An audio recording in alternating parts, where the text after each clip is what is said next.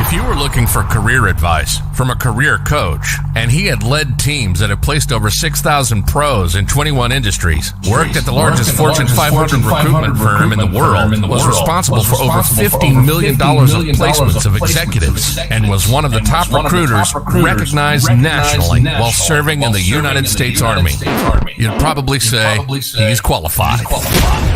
This is the Executive Career Upgrades Podcast. Career competition is fierce. If you're a director, a VP, or an executive, this podcast is for you. This is the Executive Career Upgrades Podcast. And this is your host, Tim Madden.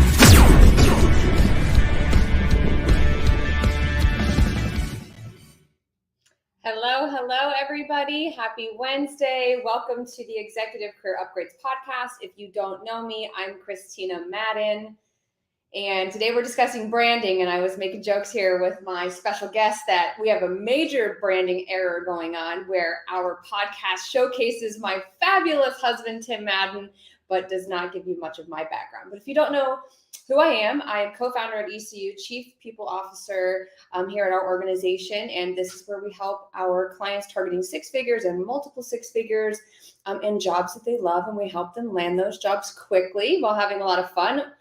We go live every week inside of the Executive Career Network. Many of you are part of that, but if you are not, hop on over to Facebook.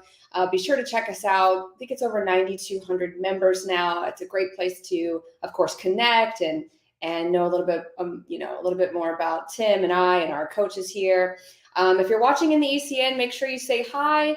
We stream on iTunes and Spotify, iHeart, and Google. And if you could, as usual, like Tim always says, if we give you anything valuable, head over and leave us a review on iTunes. We'd love to hear from you.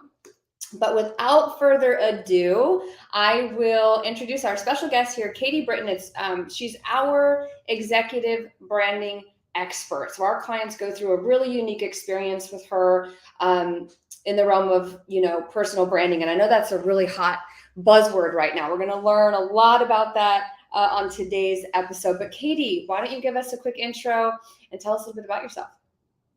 Thanks, Christina. Tough act to follow. I know you're more experienced in this than me, except I do talk to people all day long, just usually not on camera. So here we are. But I do speak to a lot of people. I think with ECU since 2018-ish, we've been working with thousands of executives. I've personally written, reviewed, assisted with over 8,000 resumes in my career. I also work with people on their LinkedIn profiles to make sure that we're really telling a full circle story. I like to call myself sometimes an executive storyteller to make sure that we're telling that story that you're trying to get across as an industry leading executive. We make sure that we're telling that story on your resume and on your LinkedIn to make sure that there's no confusion. And that's what we're going to go into today as far as what your branding looks like. I know I joke all the time, and my clients can attest to this, but I say you don't want to be a school teacher on your resume and an astronaut on your LinkedIn. You want to make sure that you're telling a cohesive story between the two, because you never know which one somebody's going to get, whether they find you first on LinkedIn or they get a hold of your resume. We want to make sure that both are telling the same story. So more on that, I'm sure, as we kind of talk today, but a little bit more about me. I've been working with ECU, like I said, since 2018. I have a degree in journalism and a lot of letters behind my name, as you can see here. Certified professional resume writer, national certified online profile expert. And I've worked with a lot of different people to make sure that we're able to get that right branding at the right time and help them exceed in their careers.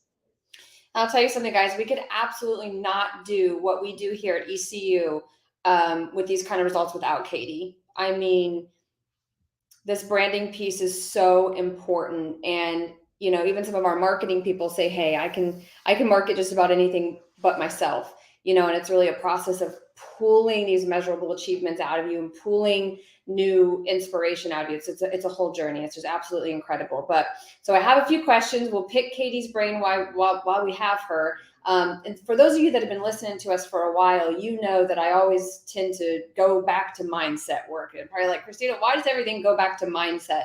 But I find that our clients struggle a lot in this area with personal branding. Now, Katie, would you agree that mindset is like the first stop with branding. It's like people get so hung up on, does it have to be perfect? Are they scared to put themselves out there or whatever? But how do you feel mindset impacts someone's ability to brand themselves well? Oh my goodness, it's the foundation, right? If you're not in the right headspace and you're not in the right mindset, you're going to be in all these different energies. You may have negative energy, you may be in a victim energy, you may have had a really toxic environment that you're in or have just gotten out of. And so we really have to make sure that you're really in that right headspace to really see clearly what that next step is. Because if you don't know, or you've worked with plenty of clients that probably have said this to Christina, I don't know what I want to be when I grow up, right? And they're at an executive level and you're like, whoa, wait a minute, you've been doing this for a long time. Let's talk through it. Let's really understand. And this is where I kind of jump in from the mindset aspect on the branding side of things. What are you passionate about? What really gets you ticking? What do you enjoy? What do you hate? Like, that's what I want to know. Are you just doing this because you need to make a lot of money? Are you just doing this because you don't need to make a lot of money and you want to focus more on work-life balance? Really digging in and finding out where those clients stand. Such an individualized strategy. Everybody has mindset issues. You and I both, luckily we have each other to talk about our mindset issues, because you've certainly have helped me through a lot of things in my career even. But it's really understanding and digging underneath that surface to figure out what those next steps are. What do you want to do? What do you want to be when you grow up, right? Those are conversations that we have on a daily basis. So to answer your question, absolutely. Mindset is absolutely the building block to get to where we need to be to make sure that we've got that right branding in place. Yeah, and I think so many people, we forget that we have permission to be happy, right? We have permission to ask ourselves these fun, creative questions that sometimes we think only kids are asked, but we have to ask ourselves those questions. Yeah, exactly. And so, Katie, tell me, why is personal branding just completely a non-negotiable now in 2023? Because listen, a lot of our clients are, going through a time in their life where maybe they've been with a company for, I don't know, 20 plus years, found themselves unemployed. They don't know a thing about branding, and maybe they put it on the back burner because, I don't know, I think some of us, particularly tech challenged people like me, we put these things off because we want to believe that it's just like not something we have to do. We gotta know, like, why is this a non-negotiable starting now in the job search? Man, let me tell you, every day I talk to people that don't want to invest in themselves when they have to invest in themselves, so they don't think. And so one of the things that I've noticed over my career is that people say, oh, I'm happy where I am. I'm not going anywhere. I'm not looking. I'm not what have you. Okay, but you've not updated your LinkedIn profile in a long time. So what makes you think that there's not an executive at a Fortune 50 company that may potentially come across your resume or your LinkedIn even, and you've not even updated it because you don't really want to have a shot at like your dream job? Like, everybody has that dream job. And so it's super important that you focus on making sure that you're really coming off as an industry leading professional. But here's the catch: the longer you wait, the more you forget. And so you're going to forget some of these accomplishments as the time goes on. And so what was a big deal today, we're going to forget that was a big deal next year because other things have happened. So why are you losing that value when you could at least write it down and be ready, so that if you're not necessarily ready to really dive in and have your resume or branding updated, which I think is a mistake, and I think that you should always do that. If you're not necessarily ready right that moment, that you've got these things ready and you're remembering them and you're writing them down, because the worst thing you can do is lose the momentum of these accomplishments as they happen. Yeah, and I think if for those of you that are listening that are navigating a job search, you want to feel confident, that people can hit your profile and have a good understanding of why you're relevant in your industry. So these tools, in the conversation of personal branding, are also a huge confidence builder. Mm-hmm. But okay, let's talk about some mistakes people make. Right. So we talk to people all day, every day. Katie's on the phone all day, back to back, client after client. So we've heard it all, trust me. But what are some common mistakes people make in professional branding? So going back to what I said a little bit earlier, as far as making sure that you're telling the same story across your resume and LinkedIn. Um, I joke, like I said, about the astronaut and the school teacher. Sometimes I say chicken farmer and astronaut, whatever, like just whatever comes off my mind at the time, just because I like to try to keep things light. Because I know that this process can be exhausting and really overwhelming, and there's a lot of anxiety that comes with it. But one thing that I notice is that people aren't focusing on metrics, and they aren't keeping, you know, they aren't keeping a tag, an ongoing list of budgets and how many people they've managed. And so there's been so many times where people will tell me, "Oh, let me try to get that," or maybe I can ask somebody, or I don't remember. And a budget, like that should be a big thing that you're remembering. Like that's a big deal. If you're managing a budget as an executive or a senior leader, those are things that you want to keep track of. And so, anytime you've saved the company money, made the company money, how many people you led in a project, managed project budgets, any of that stuff, write it down. Make sure that you remember it. That is one of the most common mistakes that I see, is that people aren't quantifying their accomplishments, and then they don't remember when it's time to do it. Exactly. Give us an example of, let's say, exactly what that might look like. So you have somebody that says, "Oh, I've led teams that," like somebody in sales, for example, a senior leader in sales. "Oh, I've led teams that have done XYZ." What do you hear, like, as far as what's being left out? And then give us a good quantified punchline. So just to show people how different this sounds. Sure. So sometimes people say, "Oh, I led a team." Okay, well, let's talk about how many people, first of all, like, let's quantify it where we can. So instead of saying I led a small team of sales professionals, you could say, mentored, trained, and developed a team of 10, sales experts or sales professionals while managing a sales budget of, 10 million and exceeding goals by 110%. Those are just ways to kind of pull in those metrics and those different sales goals. I always say, use the word how you've transformed organizations. How have you made the company money? What have you been recognized for? What do your colleagues or executive leadership say about you as a leader? Make sure that you use those buzzwords and things in your resume, because if you're not, or in your LinkedIn or your branding, as we're talking about, because so branding is all of that. It's not one thing. It's making sure that you, on paper, on internet, if I met you and said, "Hey, my name is Katie," that all of that comes together, that I'm putting off the right image of myself professionally that I want to get across, so that I'm not being passed over, so that I'm not having a muddied, I call it muddying the branding, like you don't know who you are. We want to make sure that we've got that down pat. And so pulling all of those things together. I went off on a tangent there a little bit on something different, but as far as like the sales side of things, obviously you want to know what the goals were, how much you achieved them by. Did you win any awards? President's Club is always one that's kind of well known. How are you recognized for it? Did you help people progress in their careers? Did you promote? Did you have people that were promoted due to your leadership? Like, those are things that people really look for in a leader, and from like a sales expert or sales executive type role. So you guys can hear the difference between, "Oh, I'm a sales professional who led a small team who did XYZ," to then what she said, which was like, "Okay, wow, now I'm interested. Now I know this person's a great fit." And competition is fierce. And at the director, executive, and VP level, everyone's qualified on paper, right? Like, you're all qualified. So it's going to come down to these very measurable achievements, like Katie said. And then, not only that, but oftentimes it's not the resume and LinkedIn that gets you the interview necessarily. Actually, maybe almost never, not to scare anybody, but it's usually a roadmap for a really great conversation. So you want to have this, and just to be able to lead a conversation in that way. Now, something that I wanted to add really quick that just came to my mind that I think is really important that we let the viewers and listeners know is something that I've seen a lot lately as far as a mistake. We were talking about mistakes, so I want to kind of go back to that a little bit and piggyback, is those massive paragraphs at the beginning of your resume. Oh my goodness. Nobody is going to read that. Nobody ever is going to read that.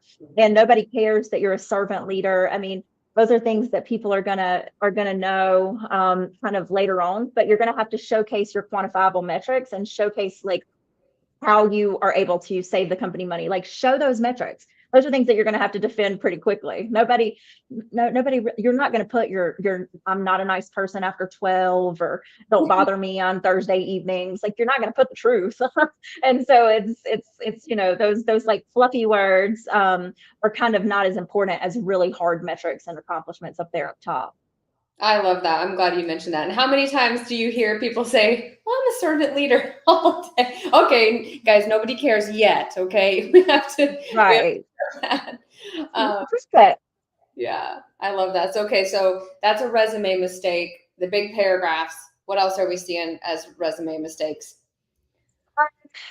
People going past 20 years, ageism, age discrimination, and I hear it all the time. But Katie, I did this amazing thing 30 years ago, and I need to make sure it's highlighted. Okay, well, there's ways that we can make sure it makes it in. But in an interview, somebody's going to say, wait a minute, you're hanging your hat on something that you did 30 years ago. What have you done since? And so that's really it's not really going to be advantageous to you to put all of your eggs in that basket, so to speak. Like, really try, and I can help you, and we can all help you, is from a branding, from a coaching, from a mindset, what have you, aspect, to really understand how the impact from the things that you've done since then. I like to joke and say, here I am. I think I'm funny anyway. Clients may think otherwise, but nobody's told me yet. I like to joke and say, unless you created the internet, nobody really cares what you did 30 years ago. And so, it's something. I mean, like I said, I think I'm funny. Maybe I missed my calling, but it's one of those things that you've really got to let some of that older stuff go to make room for the newer stuff. Because people in an interview, immediately, if they say, what's your biggest accomplishment, and you go back to something you did 30 years ago, they're going to say, well, what about, these other 25 years? Have you done nothing? And so you want to try to figure out a way to use that. I mean, I'm not saying that those things aren't, there's a lot of revolutionary things that people have done 30 years ago, but it's really focusing on what's relevant in this day and age. And you don't want to age your resume and go back 30 years and dates and some things like that, depending on how you're applying. Executives, I don't know, here's a secret, right? Executives don't really apply online. When's the last time that you heard a CEO or a COO say, oh, I applied on this job board and I got the job? Rarely. It's extremely rare. Not to say that they don't have to go through the process through HR, just for standardization processes to fill out an application or whatnot, but actual interview, like, to that step, no. It's networking. It's making sure that people know who you are and your branding and so on and so forth. That might be another conversation for another day, but people that are so hung up on their resumes are not putting the right impact in the right places. Exactly. I think that definitely ties in. Guys, I'm going to hit that home for you. Okay. Rarely are these positions found online. They are often created through relationships, networking, and a really powerful brand, period. So anybody that's like thinking about this, like, oh, I'm just so uncomfortable with this topic and I need to, whatever, you have to dive into this piece of it. You absolutely have to. But tell us about, losing my train of thought here, but tell us about where do keywords matter in the LinkedIn profile? This is we always hear this question. Yeah, and that's true. So down in the skills section, you have a section that'll allow you 50 keywords, 50 skills in that section. It does not matter if you are tagging those skills to a specific role or a specific job. It asks you to, but it does not, there's no additional weight there. So if you don't take the time to do that, it does not matter. There is no additional weight there. But you want to make sure that you're not putting things that are repetitive. You want to make sure that you're not putting, basketball as a skill, or I don't know, what is it, that crocheting or some kind of hobby as a skill. Like, that's not where that goes, right? It's going to be more of leadership. And if you've got things like leadership, team leadership, cross-functional leadership, all these other different ways to say leadership, then you can probably get away with just saying one of those leaderships. And that'll give you more room for other impactful things. One thing you can do, people ask me, well, what are the buzzwords?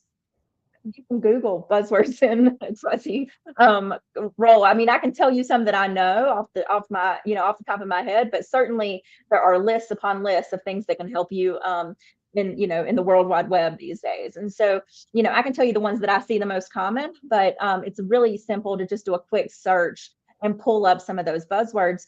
There's tons that you can use. I do tell people, to keep those pretty current and try not to keep them, try not to make them where they're too vague, and then try not to make them where they're too specific either. Because if you've got, a specific, we'll say a proprietary software, and it's a CRM software, you'd be better off putting CRM than you would be putting, mom and pop's CRM software. So just kind of things like that. But that skills section, you get up to 50, max it out. Make sure you're utilizing all 50 there. That is where the skills, that's where recruiters and hiring managers pull from when they're searching for potential applicants for a position, or if they have an open position. That's how they're pulling it from LinkedIn Recruiter, which is a platform within LinkedIn. That's how they pull them. That's where they come from. And so that's where you want it. You don't have to load down your about section with hashtags or anything like that. That is absolutely where they're pulling them from. Okay, so that makes a lot of sense. So this is also another common question that ties into that, and you touched on it a little bit, but what are some things that people can do to get, hiring managers and recruiters' attention using, professional branding and LinkedIn? Absolutely. So obviously the skills section is one of those things to show up in searches, but another thing is your headline, right? If you were just laid off, let's say, just for an example, I'm an executive sales leader and I was just laid off, my company just shut down, whatever the case is. I wouldn't want to put open to work, seeking new position, seeking open role or whatever. I wouldn't want to put that it as my headline, because nobody knows what that means. Seeking position for what? What are you? What's your branding? I have to pause right there just for 1 second. I would say at least half of our clients that come to us have that headline: seeking XY job in XYZ market. Tell us why that is just not okay. Because people want to know who you are, and so like if you that's another place to kind of put your branding, implement your branding. Executive sales leader, experienced in 100 million plus revenue generating. I don't know, I just made that up, but something along those lines, something really punchy, and who you are as an executive, executive sales leader, executive operations leader, transformational C-suite leader, focused in operational optimization and driving or managing $300 million budgets. I don't know, just it's along that line, because that really helps get attention in your profile instead of seeking open position, open to work. And I don't know, this might be controversial to somebody, but I don't recommend putting open to work on your profile picture either. That's personal opinion. To me, it comes off as desperate. Yeah, and you guys got to really ask yourself, like, what you have on there, does it feel good? You could almost see the change in energy when Katie's talking about these punchlines and then, looking for work. It's this downstream sort of desperate feeling that comes off. And again, I know that's going to be controversial for many, maybe even possible listeners right now. But okay, so we know we need to stick out. We know that we want some punchlines. Is there anything else people can do to catch someone's eye? Because we know these resumes and LinkedIn's, they sort of, stack up. What can we do other than our headline that can maybe get someone's attention? Your about section, you want to make sure that you're showcasing your accomplishments. Like, don't just have like a couple paragraphs that are showing all the servant leader fluffy stuff. Like, show off some big accomplishments. Make sure that you've got something that delineates that, and then it'll show a lot of different like if you kind of look at my profile or my LinkedIn or your LinkedIn or somebody's LinkedIn that we've done, it'll show like bullets that are like, did this impactful thing, did this impactful thing, did this impactful thing. And don't write it in third person. People want to think they're talking to you. Even if we're helping you, I'm going to write it as if you're writing it. Don't put Katie accomplished this and Katie accomplished that, because that immediately is a red flag that shows that you're not writing it about you. And so, and also make sure if you are having help, make sure you know it front and back. make sure that you really know your resume or your LinkedIn profile or your about section, because you want to make sure that you're not saying things that aren't true, because you got to defend it, in an interview. So we don't want you to get to an interview setting and somebody say, oh, I see you did X, Y, and Z. And the first thing you say is, I did what? So you want to make sure you really know, and that it's factual and that you can speak to it. Yeah.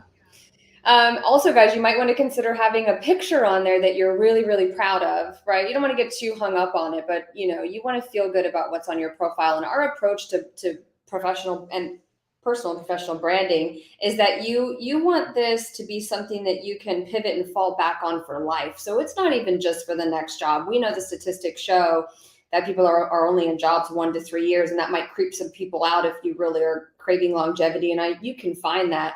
But it's just the truth of the matter. It just is what it is. People are not in jobs as long, and you want to be able to, if there's a riff or a layoff or whatever, you want to be able to pivot and fall back into, an amazing network of people that you're excited to be connected with. If I decided today, I'm going to close ECU, I don't want to be an entrepreneur anymore, which will never happen ever.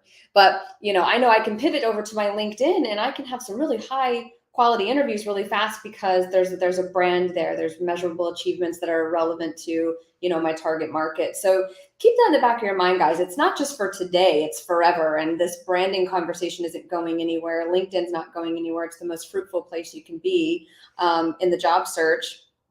Anything you want to add, Katie? And then I'll kind of do a recap. No, I mean, I think that you've kind of helped cover it. I hope that some of this advice really reaches some of the right people, just because, it's something that we preach on a daily basis. And so being in this forum and being able to speak to hopefully a good amount of people and kind of give them this advice, I hope that it resonates and that somebody can get some value from it.